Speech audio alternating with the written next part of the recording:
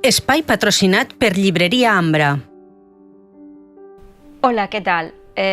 Bon dia a tots i totes.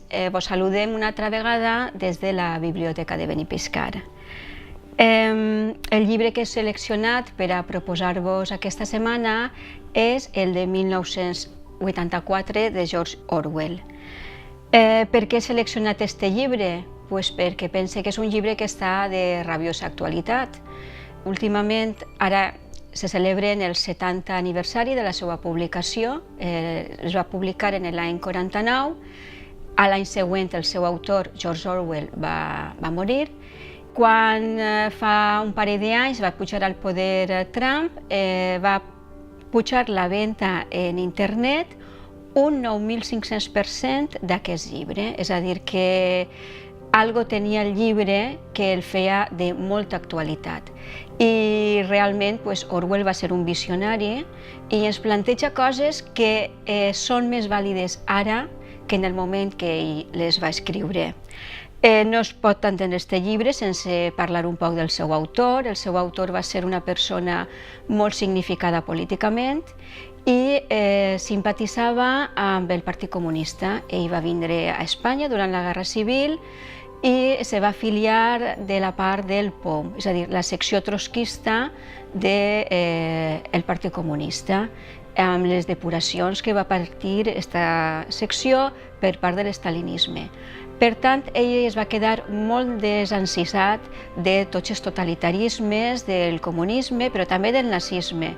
De fet, el seu personatge té un número, és a dir, el número com la gent que estava en els camps de concentració nazis. Per tant, en aquest desencís que ell tenia, va fer una obra que podem considerar una distopia, el que es diu una distopia, és a dir, planteja un futur, però un futur on la humanitat ha anat a pitjor.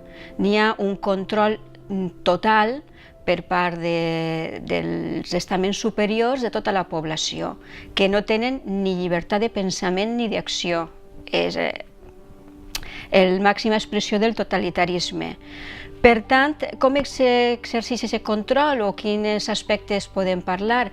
Clar, no se tracta de fer spoiler del llibre ni contar-vos què passa en les aventures d'aquest senyor. El protagonista es diu Winston Smith i és un poc les seues peripècies com a dissident un poc d'aquest sistema, que hi ha un control de pantalles, un control de pensament, i existeix una policia del pensament, és a dir, la policia del pensament que el controla, les pantalles les tens dins de les cases.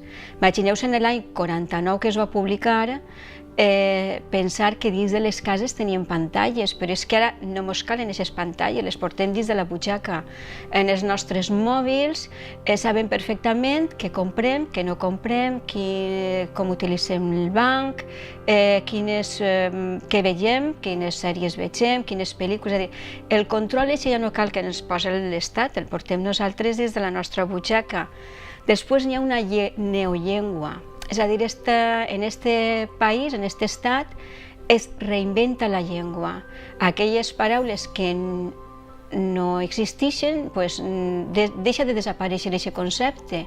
Per exemple, hi ha dues persones que porten el diccionari de la neollengua i comenten entre ells, quan la paraula llibertat ja no estiga en el diccionari, d'ací 2 generacions, la llibertat ja no existirà per a ningú.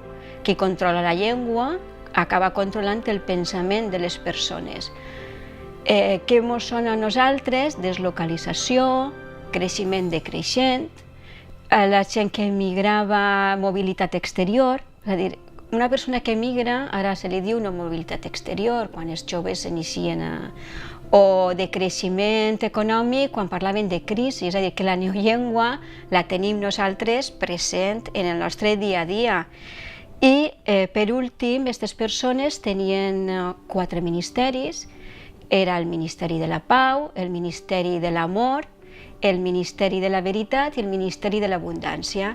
I era totalment el contrari, és a dir, el Ministeri de l'Amor era el Ministeri de la Tortura, el Ministeri de la Pau era el Ministeri de la Guerra, El Ministeri de l'Abundància era el control de la producció i de tot el que hi havia per tindre la població sotmesa, és a dir, l'abundància era exactament la carestia.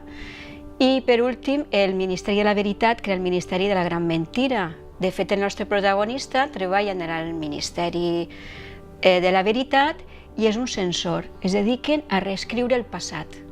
Agarren diaris, revistes i retallen informació, van modificant el passat per poder controlar el futur.